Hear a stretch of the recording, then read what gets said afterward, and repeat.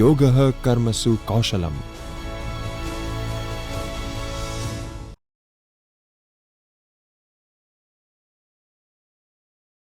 Namaskar. I, Dr. Anjali Hastak, thank UGC Human Resource Development Center of Gujarat University for giving me an opportunity to connect with you and deliver my session on empowerment of women by providing gender justice through implementation of property laws in India. I thank Professor Dr. Jagdish Joshi, Professor and Director of UGC HRDC of Gujarat University. HRDC Gujarat University is ranked as 15 in India and number 1 in Gujarat.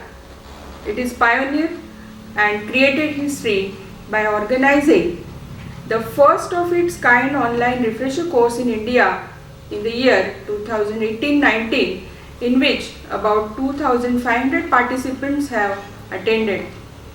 Again, in 2019-20, refresher course in English language was a record-break program where 9,000 participants had participated. Short-term courses, about 130 short-time courses on e-content developments during the lockdown period, pandemic times, were conducted. Similarly, the first online professional development program for the administrative staff of universities during lockdown with 105 participants were conducted. So this is altogether a teamwork. I am thankful also to Dr. Bhavesh Bharat, who is the coordinator of this RC program, and Dr. Vijayta Singh from Jalgaon Law College for introducing me in this particular program. So hello friends, let us begin with this session, which is on empowerment of women by providing them gender justice through implementation of property rights laws in modern India. As the title goes, you all, being the law teachers, must be aware that what is going to be the contents of this particular session. Naturally, the historical aspects of existence of property rights for women in Hindu law. Naturally, Hindu Code Bill, which is related to the property rights of women for Hindu women, particularly in Hindu law. Then the comparison of property rights which are there for the women of other religion in India. Naturally, we consider property rights as human rights, that is under Universal Declaration of Human Rights Charters, then Indian Constitution, judicial activism, naturally, which is giving gender justice to women in this modern India. Still, there exists need of gender justice in the matter of realizing these rights to women and the empowerment of women, which is the goal of national policy on these particular aspects. We are going to discuss one by one these particular points in this session. So starting with the historical era. During the Vedic era, the evidence is there in Atharva Vedas, Rig Vedas, which speak about a very high position of women during those times. And the reason behind it was girls, they used to take education, they used to tie sacred thread equally like boys and men. They used to excel because of their capacity of learning.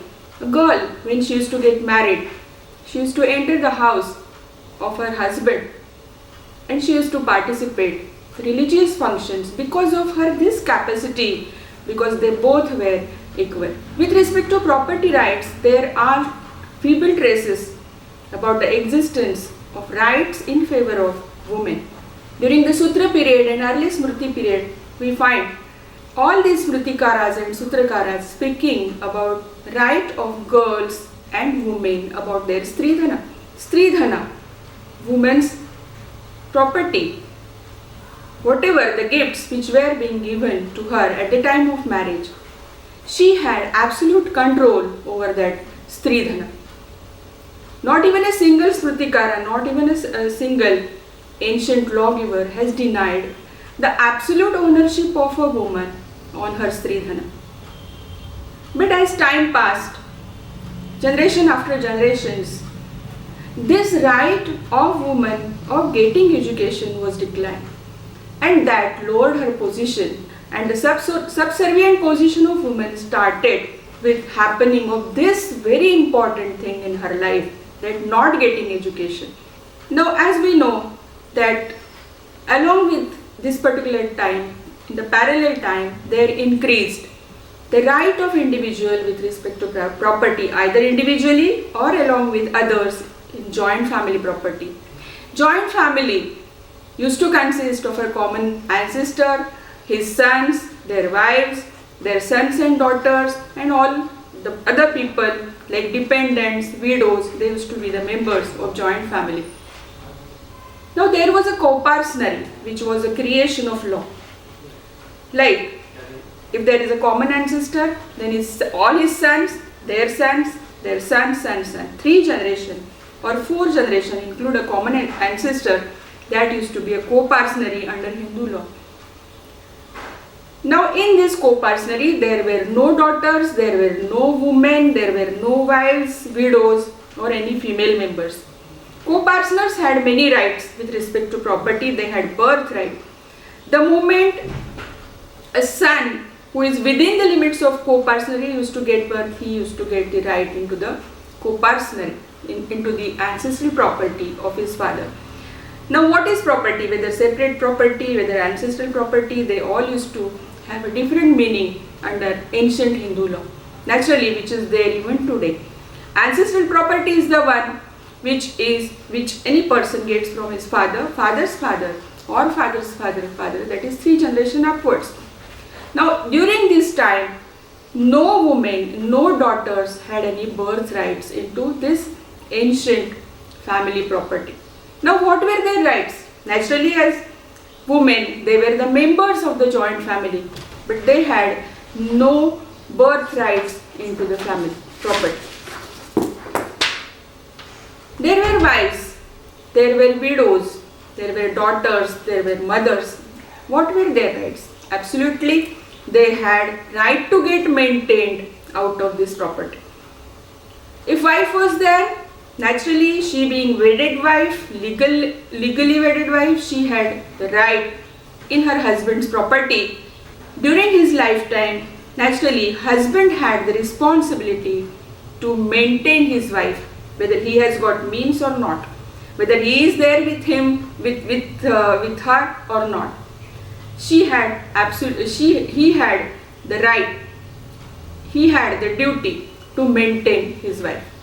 If the husband dies, then what was her situation? She had the right to get maintained out of the joint family property, and if the partition takes place among her sons, then she had the right to get a share equal to her son. This particular right is there since ancient times. During ancient times, right from beginning, the daughters had definitely rights in property rights. Stridhana was her, even during the childhood, was her property absolutely for her. We find in Manusmriti that Manu had affection for daughters. Like if a man dies, if he is sonless, if he doesn't have any sons, then during those times he used to appoint daughter. After her marriage, she can have son, and then this sonless man can adopt this particular son. So through this line, she started getting into the line of inheritance. But otherwise, if any man, if he has sons, then daughter never used to have share along with her brothers. She only had right to get maintained in the house, and on her marriage get the gifts, Stridhana as gifts, and then leave the house and then enter the house of her husband. That only was her property. We also see mother being revered throughout the ancient period and getting property rights.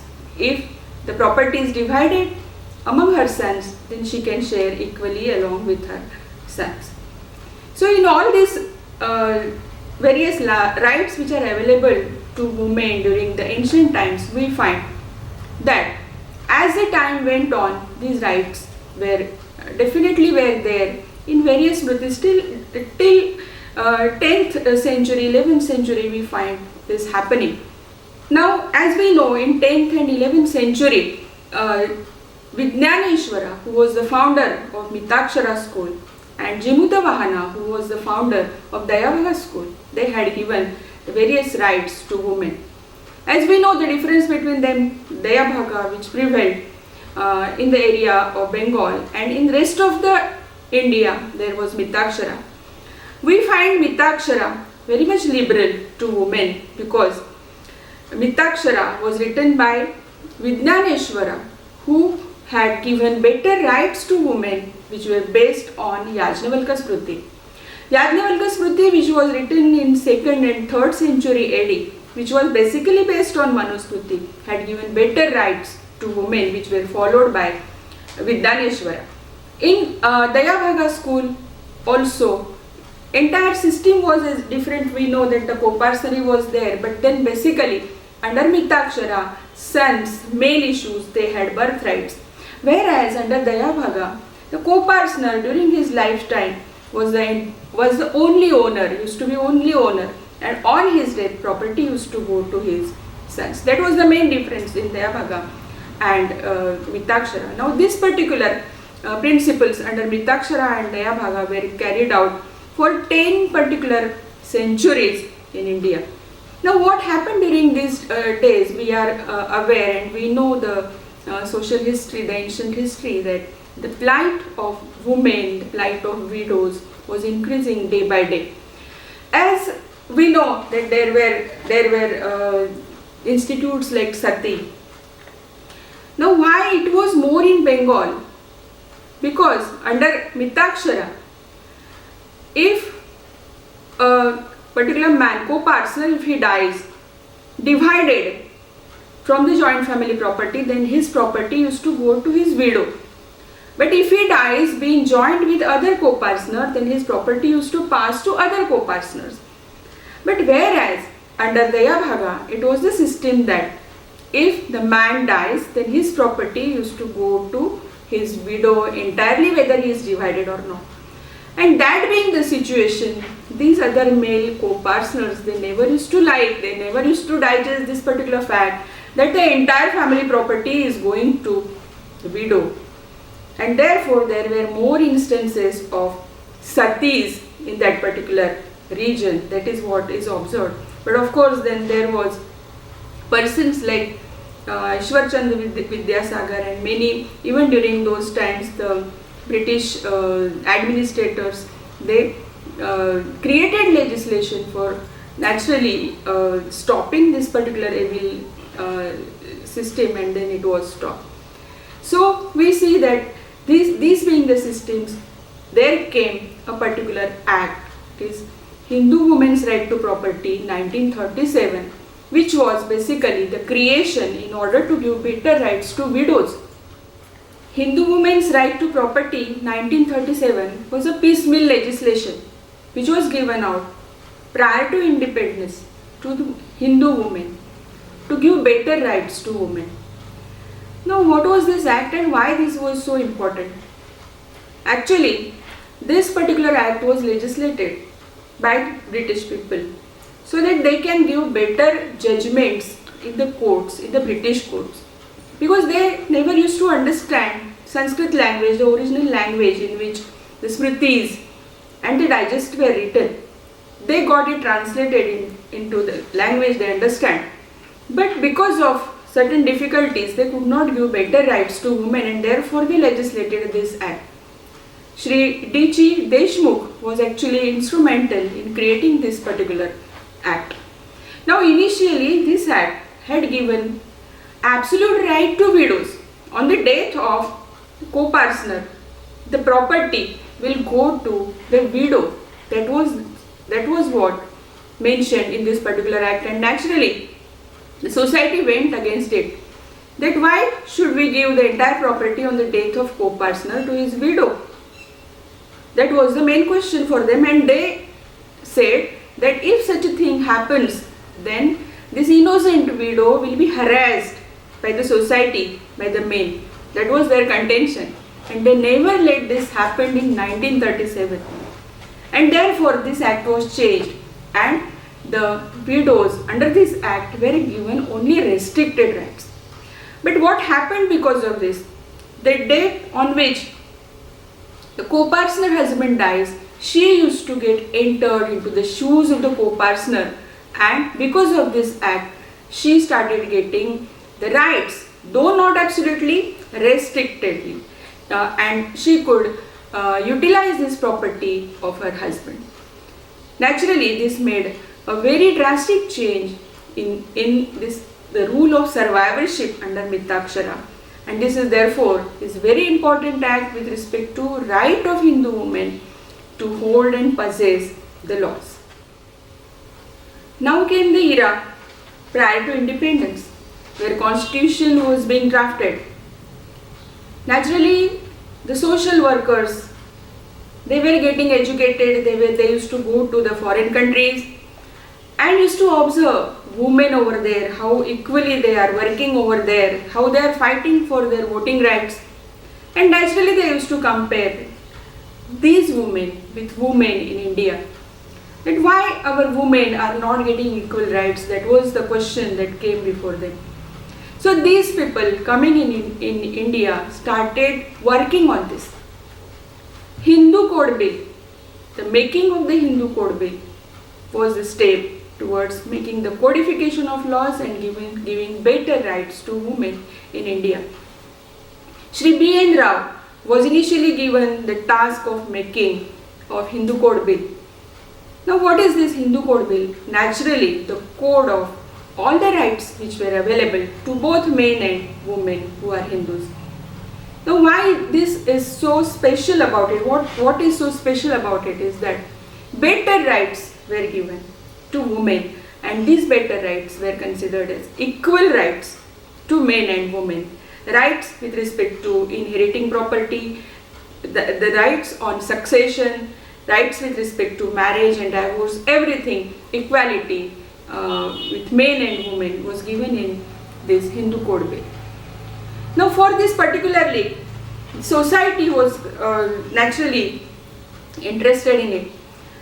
Under this committee, thousands of questionnaires were distributed among the people, asking them about what they want, which kind of rights they want, and all these questionnaires were again collected, they were analyzed, they were interpreted, and then the Hindu Code Bill draft was prepared.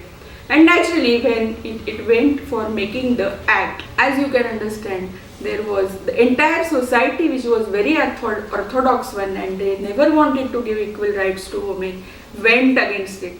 Everybody started making hue and cry, and then naturally there were questions in their mind that why equal share should go to daughter when she is going to get married and going to her husband's house. What is the necessity of giving equal share to mother if the partition takes place among the sons? And if she has more than 2-3 sons, then why it is necessary to give equal share in every son's property to mother in such an old age? Or wife, widow, if remarriage is legalized, then why the share of her deceased husband should be given to widow, and when by remarrying she is going to leave our particular house and going to join another house.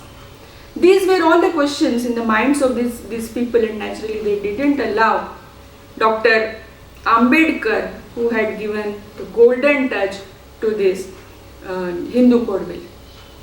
Dr. Babasaheb Ambedkar, who was then the law minister, was very unhappy about the reaction of all these social work. Naturally, there were social workers, but then they were not for these better rights which were being given to women. Dr. Ambedkar said that these are the rights not from my mind actually, but I have studied the ancient law, where Yajnavalkya Smriti had given better rights, where there under Mitakshara also, under Dayabhaga also there are better rights, and I have just put them into the draft bill of Hindu Code Bill, and therefore these rights are definitely necessary for women so that they can develop themselves, and we can give humanly treatment, a dignity to women so that they can become the better persons in the future life. Being very sad, Dr. Babasaheb Ambedkar resigned his seat of Constituent Assembly, but later on this bill, clause by clause, it was read, and then 4 different legislations were made out of it, in which equal rights with respect to succession, with respect to marriage and divorce, with respect to guardianship and adoptions were given to Hindu people in our society. Out of this, which is concerned of our session today, is Hindu Succession Act 1956. Now this particular act is considered as very revolutionary with respect to women's right to property in Hindu law. Section 14 of Hindu Succession Act gives a nice stand to women with respect to holding of the property. Under section 14 subsection 1, the act has given right, the property rights to women, which says that any property which is possessed by a Hindu woman on 17th June 1956, when this particular act came into force, if she is holding any property, if she is possessing any property, like as a Stridhana or as widow's estate, which since 1937 she has got, she becomes the absolute owner of such property.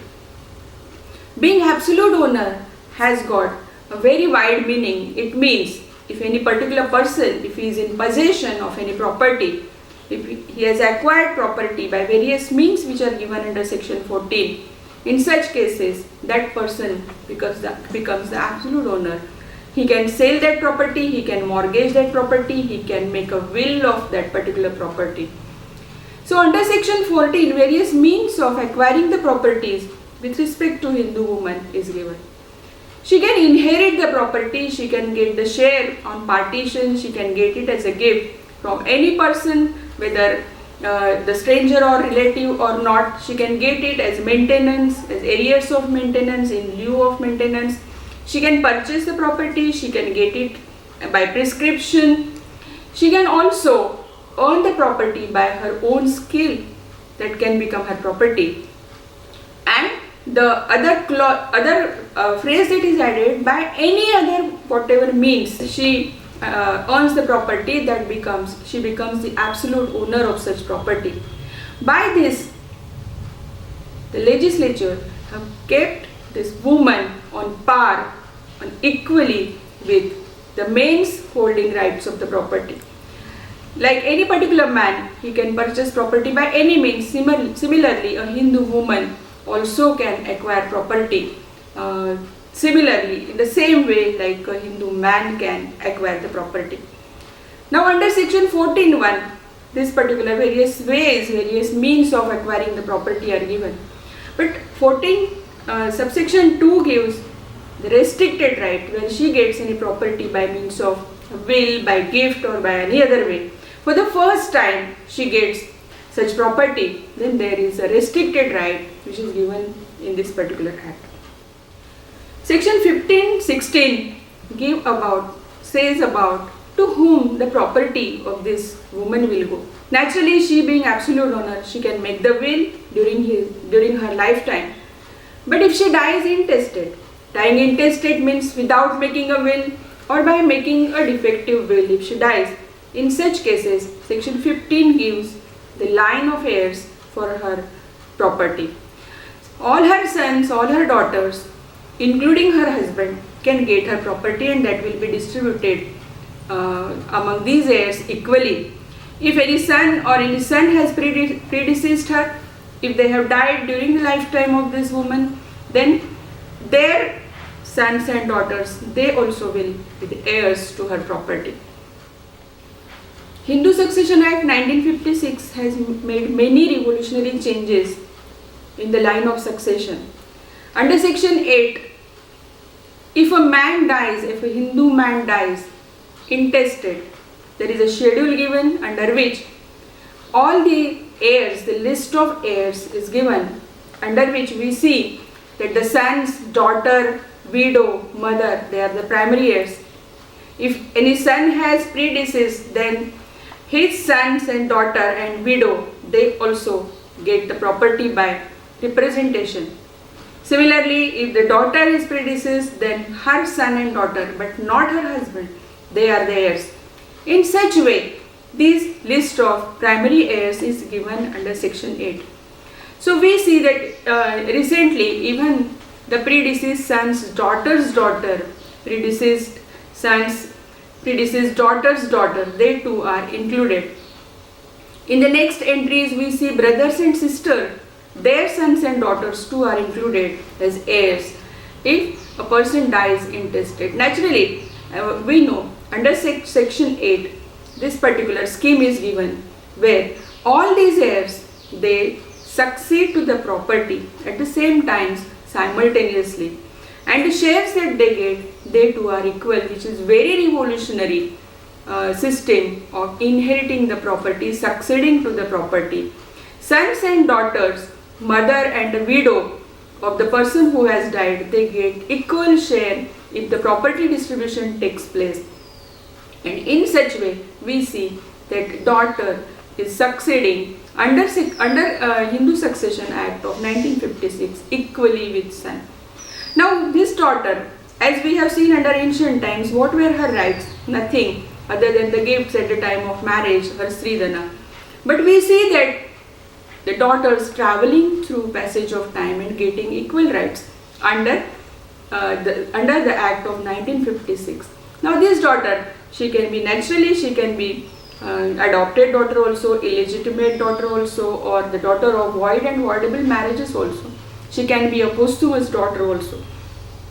Now in the recent times we are watching that the Amendment Act to 1956, now the amendment which was made in 2005, we see that sons and daughters, now they can equally inherit, they can equally succeed even to the property, the co-parcenary property of their father. This is really very revolutionary step with respect to daughters for having the property by birth.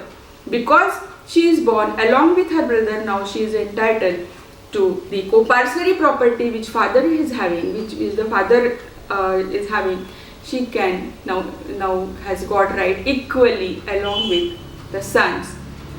This definitely a revolutionary step that was taken on 9th September 2005 has benefited our daughters. Now recently we know that in 2020 Supreme Court has given a decision in a case where it is mentioned that it is irrespective of the date on which father died. It is not at all concerned with the date of the death of the father, whether he dies prior to 9th September 2005 or not. She will be entitled. Now she is equal with son with respect to holding the property which is the co-parcenary property. It is not at all, nothing has to be done with the separate property of father, but it is only the property which he has inherited from his father, father's father or father's father. With the passage of time, we see now that the daughter along with son is equal now with respect to right as well as duty. Now duty is also on daughter to look after her parents in the case of need with respect to the maintaining of these old persons in the family or other respects with which the property is to be concerned. Now on the background of these rights of giving equal rights to have property rights along with the sons also given to daughters under Hindu Succession Act 1956, let us compare what is there for women in other religions in our country.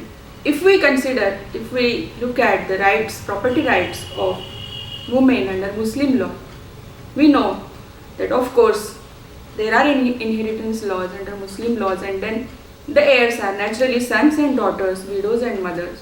What happens under these laws? There are the sharers and the residuaries. In the presence of sons, daughters get excluded. In the presence of the sons who are getting the entire property, the widows get limited share. This is there in their laws, and naturally this is definitely not equal status of widows, mothers and daughters. And therefore it is very much necessary, coming to this particular time, this era, these laws should be changed and there should be equality. The things are better for Christian women. Under Indian Succession Act, we see that at the time of marriage itself, the widow's share is decided. At the time of marriage, the contract is made and the consideration is given to the wife that in such happening of such things, she will get this much property of her husband. But if such things have not happened, if the consideration has not taken place, then naturally, if her husband dies intestate without making any will, in such cases, naturally there will be intestate succession for which she will have a larger size of property, and the remaining property will be divided equally among sons and daughters. So we see that this is much favorable condition for Christian women. Under Parsi laws, again, the position of daughter is not good. If a Parsi man dies intestate, his wife and his son, they definitely get equal share, but the daughter gets only half of what son gets. If a Parsi man dies intestate, his father gets half of what his son gets and his mother gets half of what his daughter gets. So you see, the further in getting it lesser and lesser, and definitely not correct with Parsi daughter, where she never gets the equal share along with her brother or mother. So here also it is very much necessary to consider these things and then get it changed as the time is going on. Now let us see what is happening internationally. As we know, United Nations Charter for Human Rights, which was constituted in 1948, this particular organization is working energetically for the upliftment of women and for the removal of discrimination against them.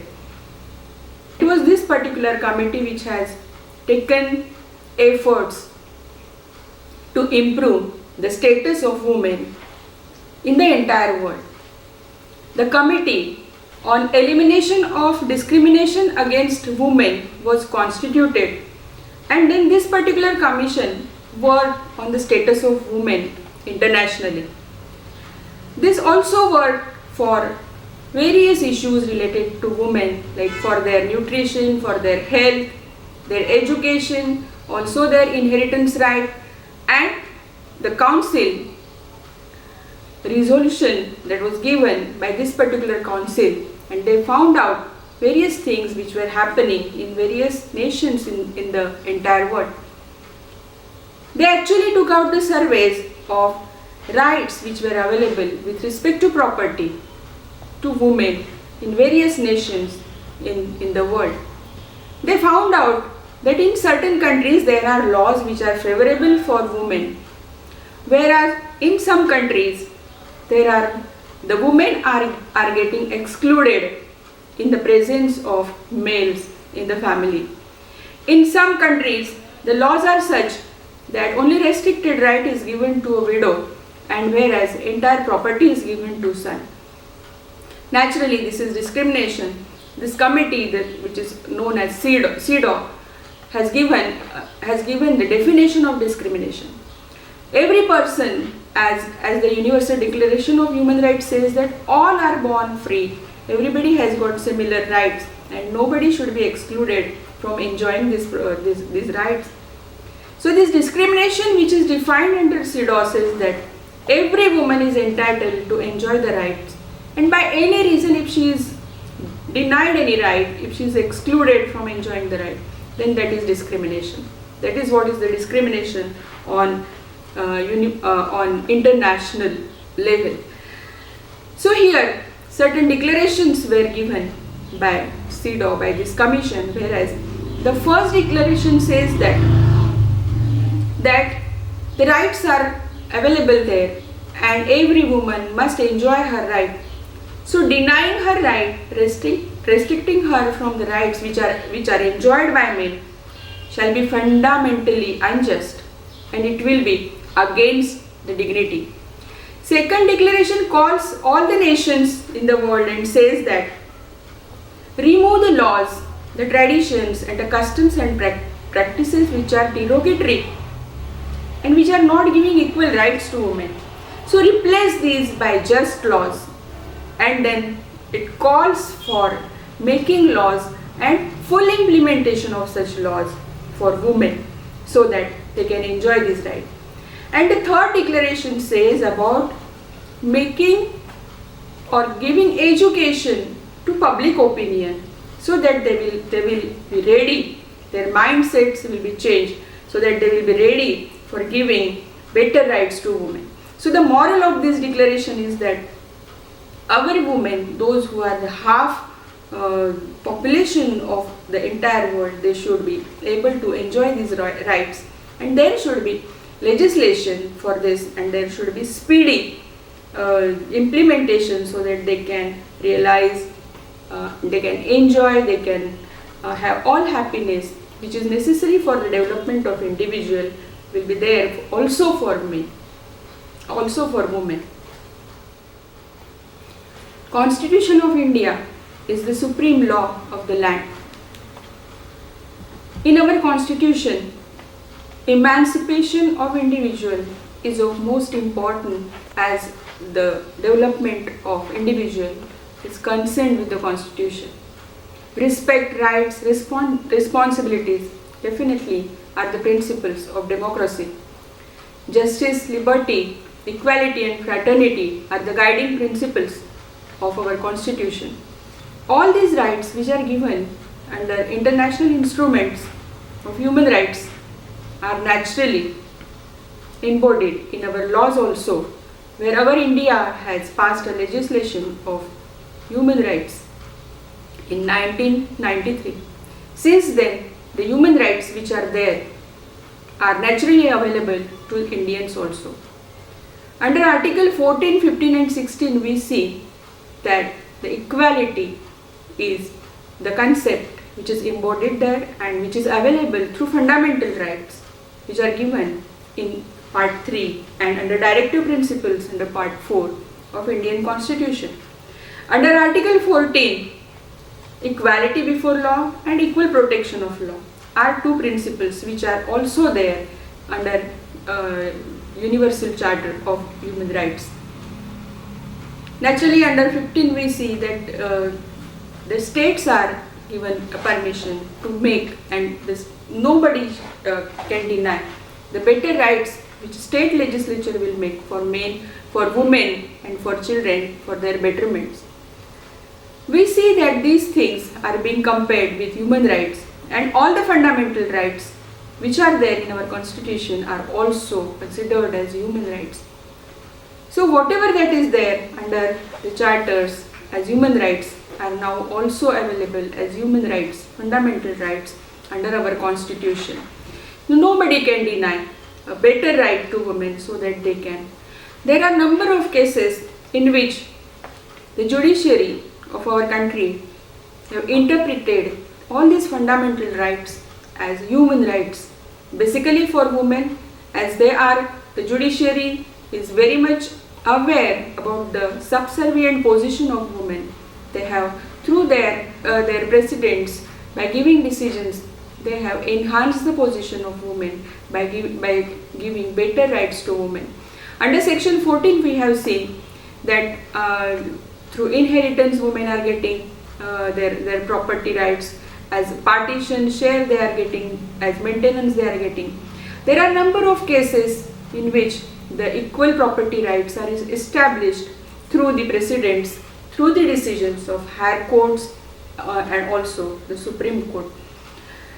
Naturally, the judicial activism plays very important role in giving better rights to women so that this can come down to the lower courts, and even in lower courts easily if they go against their brothers and against their relatives, so that they can get equal rights and they can actually realize what the law says in reality in their life. Judicial activism has played a greater role in gaining the property in reality to women, and that we must thank judiciary for their such attitude, so that women can actually get upliftment in their life. So even though constitutional equality between men and women is established, there are laws in which the equal rights are given. Right from 10th and 11th century we are seeing that better rights are being given. In 1956 Act we see that boys and girls, sons and daughters, brothers and sisters, they are placed equally with respect to their right to succeed to the property are there. Legislations are there. But still we see that these rights are not being enjoyed. Naturally, of course, there are women who have realized their property rights. It is not about them. They themselves have gone against their men if the men are denying their right. Or in some houses, in families where brothers themselves have given them equal share, or the father has kept a share for his daughter independently for her. This also is happening. But still, in our country, there are women. They are knowing about the laws, that these are the protective laws, these are progressive laws. They are aware about it because they are educated, because they know the laws, they can understand the laws. They know about the existence of such favorable legislation in their favor. Still, they are not utilizing these laws. And of course, there are also a section of women we know that they are not at all knowing about the existence of such laws, that they can really share along with their brothers and they can gain the property. Now in such cases, we can divide women in three different categories depending on their age. Like the girl child. As we know in our India, right from her being in her mother's womb, she is denied existence. That naturally is forgiven if the girl is born. Dowry is to be given at the time of her marriage. So this relates to property. Even if she takes birth, her education is denied. The more chance is given to house and she is made to work. Naturally, there also she is denied education. The moment she gets married, with smile on her face, the tears in her eyes, seeing that she only gets the gifts at the time of her marriage, and she doesn't even know about existence of such property rights that she is not getting at the time of marriage. When she enters her husband's house, she thinks, yes, my husband has got dismissed salary, he has got property in her name, but she doesn't know that that is only his property.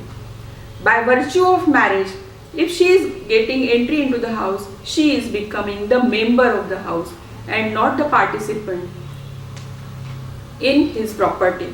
During the entire married life, she is entitled only for the maintenance. It is only when her husband writes the will and gives the share in lieu of maintenance as arrears of maintenance, then only on his death she becomes the owner of that property.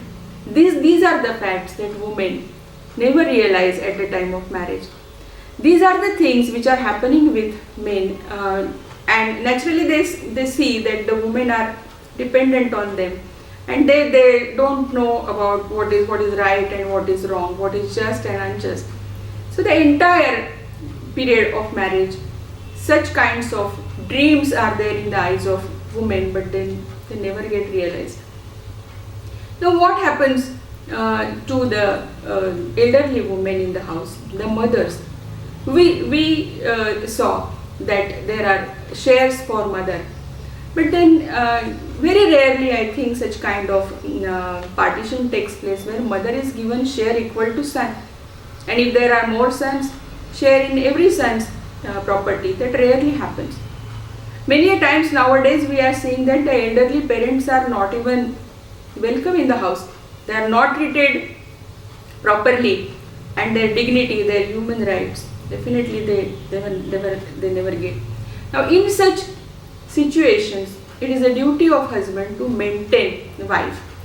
Even during the old age, it is his duty to maintain his wife and see that after his death she gets proper maintenance, proper protection from other relatives. In such cases also, if the widow is there and she is elderly person in the house and she is denied the human rights, the basic needs of her life, in such cases it becomes very dreadful for her to pass the evening of her life, and she passes it only with the tears in her eyes.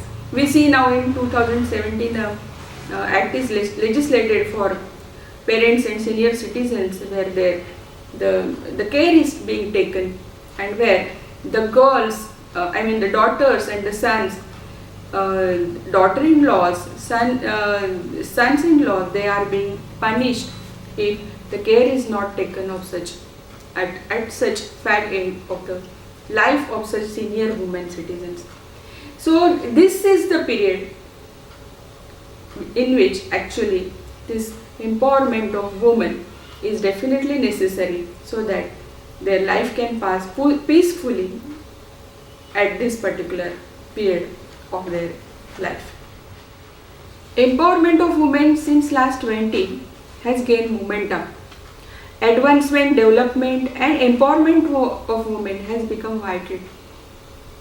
And naturally, the awareness about the fundamental rights, and then access to fundamental rights, and also the knowledge about nutrition, about basic health and education has become important. However, with empowerment of women, the term capacity building has become more important. Women, those who are in the subservient position, should be uplifted in their life.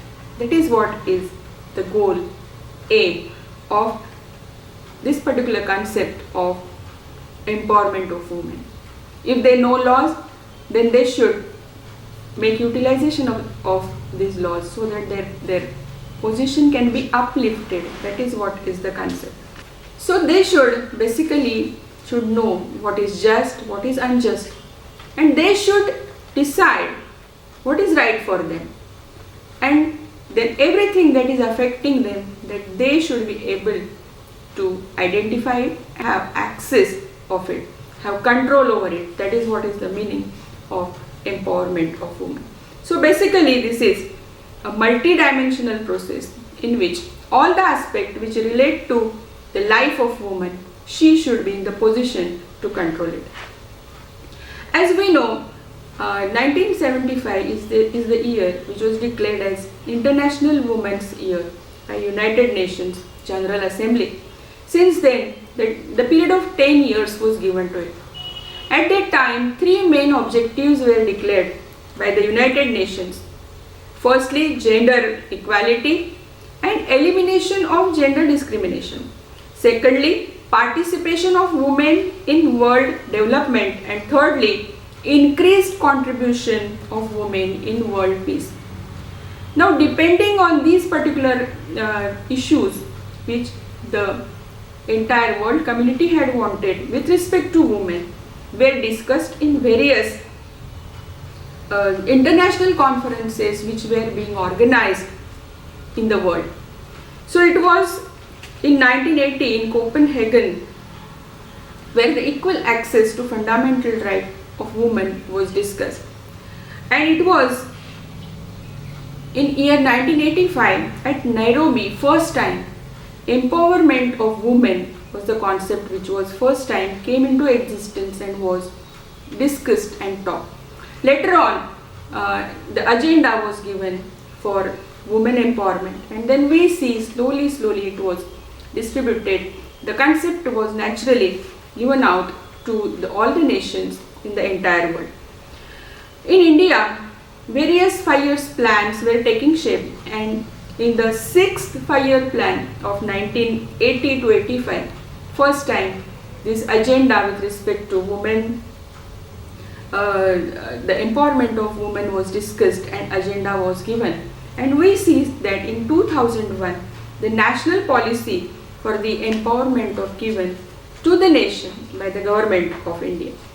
So there are various goals which are given in the policy, and this goal with respect to property rights are more concerned in this session. De jure and de facto enjoyment of all human rights and fundamental freedom by women on equal basis with men in all spheres, whether it is de jure, that is given in legislation, whether it is de facto. Both are very important, not only giving laws in the books, but then actual realization was made important. Then strengthening the legal systems aimed at elimination of all forms of discrimination against women. There must be the just laws for all women, and those which are discriminatory must be removed from the law books. There must be naturally the process for this, and that must be carried out. There must be additional legislative measures, and these measures must be taken so that there will be speedy provisions for women for realization and effective implementation of these appropriate changes in legislation must be done. Strict enforcement of such changed legislation also is the need of the time. So with respect to property rights, if we see all the goals, we see that there are various difficulties, where there are various obstacles in the ways of girls and women, those who cannot realize their equal rights, like education. They must be given even a general education. A young girl who has passed her degree doesn't know anything about laws. So it is very much necessary that in their school curriculum itself, these equal rights must be provided, not only for girls, also for boys, so that they can, at the time of they are becoming the persons and better persons by taking education in the school, can understand. They can change their mindsets during these particular years, when they are changing their personalities from as a boy, small boy, then converting as a elderly adult person, from a girl to elderly woman. They can change themselves, and they can definitely behave better and can give better rights, and naturally there will be a good practice for them, so that they can see that even better rights are given to their counterparts also. So it is very much necessary that the court procedures where repeated adjournments are being taken, lengthy and time consuming naturally process are which deter women to go into the court. The laws are in such a complicated languages. They should be converted into easy to understand language, so that any lay person, any layman can understand about it. And that should be with girls also. Naturally, in the process when property rights are there, the girls in the house, they should know about it. They should know basically what rights are there for them. People in the house, their parents, they should discuss about it, and they also utilize these properties for developing themselves. This thing should happen in the house. When at the time of will is made, at that time it should be seen that the exact equal rights are given to girls also, so that they can be happy and that can make their life.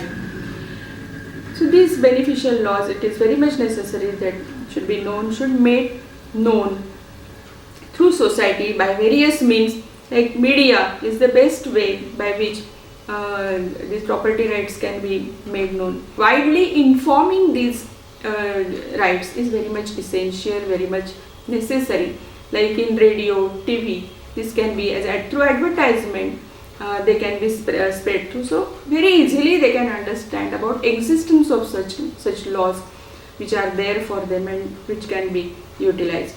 So in modern India, these laws which are discriminatory, which are not unjust, they must be removed as the declaration made by CEDAW or as the goals which are made under this national policy of 2001 of empowerment of women must be utilized in reality, so that there will be just place for women, for girls of India equally along with men of India.